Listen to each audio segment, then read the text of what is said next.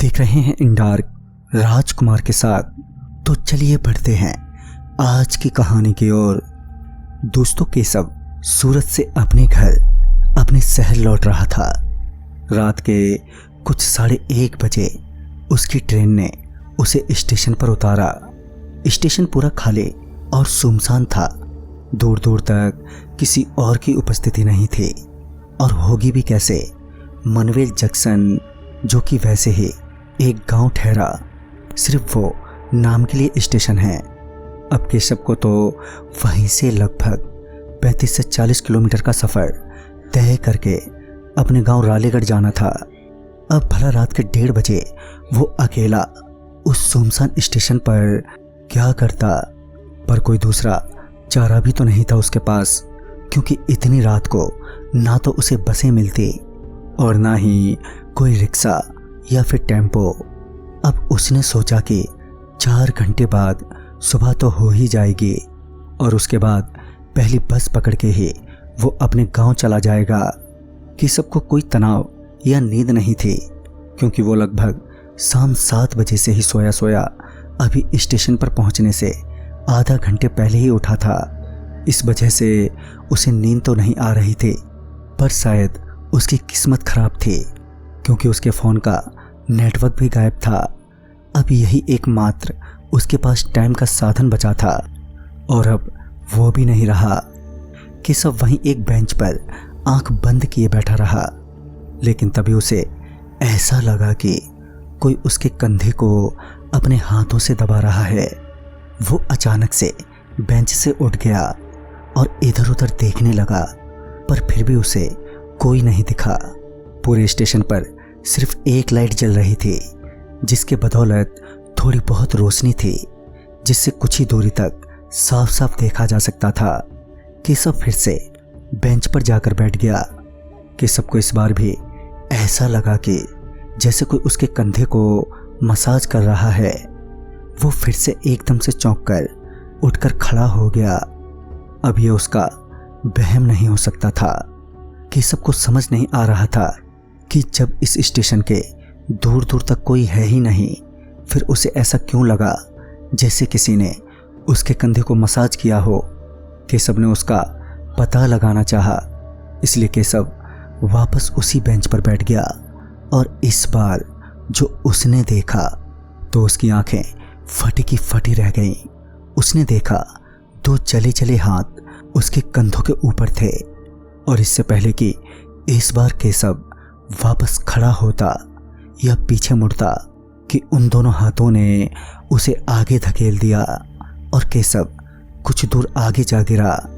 गिरते ही केशव की सांसें फूलने लगी। केशव उठ खड़ा हुआ। वो बस अभी जो हुआ था उसे समझने की कोशिश कर रहा था। उसे थोड़ा बहुत डर भी लग रहा था। उसकी अब हिम्मत नहीं थी कि वो अब उस बेंच पर दोबारा बैठे, इसलिए वहीं पर एक फर्श पर बैठकर सुबह होने की राह ताकने लगा। उससे ठीक कुछ ही दूरी पर एक नल और बेसिन था, जो अक्सर यात्रियों के लिए पानी पीने के लिए बनाया जाता है। 4 नल थे और चारों नल से एक साथ पानी टपकने लगा। पानी की आवाज़ से केशव का ध्यान टूटा, और उसने जाकर चारों नलों को बंद कर दिया। केशव नल बंद करके अभी मुड़ा ही था कि तभी फिर से एक बार वो चारों नल अपने आप ही खुल गए, और पानी फिर से बहने लगा। केशव बस उस नल को फिर से बंद करके चुपचाप वहां से दूर आगे चला गया। केशव का मन नहीं लग रहा था, और वो वहां पर कर भी क्या सकता था। उसके पास रात गुजारने का कोई दूसरा चारा भी नहीं था। फिर वो वहीं एक दीवार से सटा खड़ा रहा। तभी एक दरवाजे के अंदर से खटखटाने की आवाज आई। केशव सोच में पड़ गया कि आखिर रात के 2 बजे कौन इस वीरान पड़े स्टेशन में हो सकता है। वो उस दरवाजे की तरफ गया जिसके अंदर से खटखटाने की आवाजें आ रही थी। केशव ने जैसे ही दरवाजे को छुआ तो उसने जो देखा उसके तो रोंगटे ही खड़े हो गए, क्योंकि दरवाजे पर ताला लगा था। अब उसके मन में प्रश्नों के तूफान आ गए थे। फिर भी उसने एक पल के लिए सोचा कि हो सकता है शायद कोई गलती से अंदर ही रह गया हो। दरअसल वो कमरा स्टाफ का था और अंदर से आवाज़ें भी आ रही थी कि दरवाज़ा खोलो, अंदर बहुत अंधेरा है। कि सबको भी जो मन में आया उसने किया। वहीं पास में रखे एक लोहे के डंडे से उस ताले को मारने लगा और कुछ देर बाद वो ताला टूट गया। कि सबने तुरंत ही कमरा खोला और उसने अंदर जाकर देखा कि आखिर कौन बंद था, पर उसे पूरे कमरे में सर्द हवाएं और अंधेरे के अलावा कुछ नहीं दिखा। कि सबको अब सारी बातें शुरू से अब तक याद आ रही थी। उसे यकीन हो गया था कि हो ना हो इस जगह पर कुछ तो गड़बड़ है, यहाँ पर और समय तक रुकना ठीक नहीं है। वो उस कमरे से बाहर आया और स्टेशन से बाहर की तरफ जोर से भागने लगा। तभी उसी वक्त उसने देखा कि एक कुबड़ी लड़की रेल की पटरियों पर जैसे किसी छिपकली के माफिक रेंग रही थी। उसे ऐसा करता देख केशव और भी डर गया। उसे देखकर केशव की सांसें फूलने लगी। तभी केशव ने देखा कि एक आदमी अचानक से ऊपर से नीचे लटका, जिसके गले में फंदा था। केशव की रूह एकदम से कांप उठी।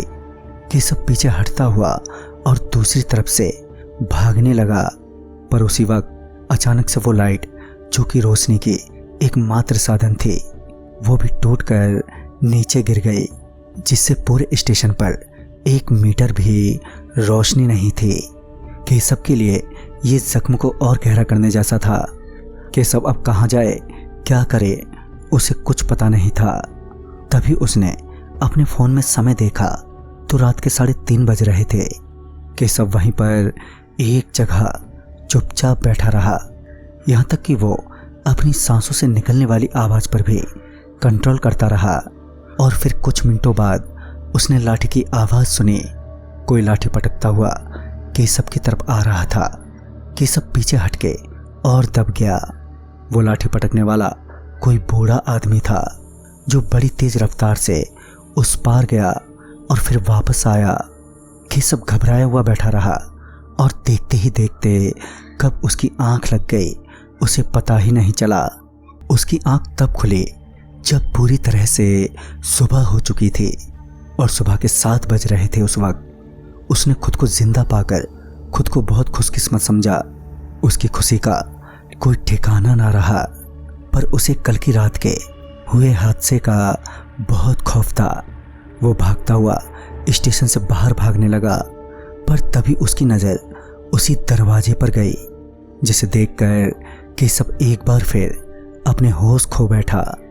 उसने देखा वो दरवाज़ा बाहर से लॉक है और उस पर कोई खरोंच तक नहीं है, जबकि उसने कल रात ताले को पूरा तोड़ दिया था। केशव को तुरंत ही उस स्टेशन से निकलना था। तभी केशव भागता हुआ स्टेशन से बाहर आ गया और वहाँ से उसने एक टेम्पो ले लिया। वहाँ से वो अपने गांव के रास्ते पर था।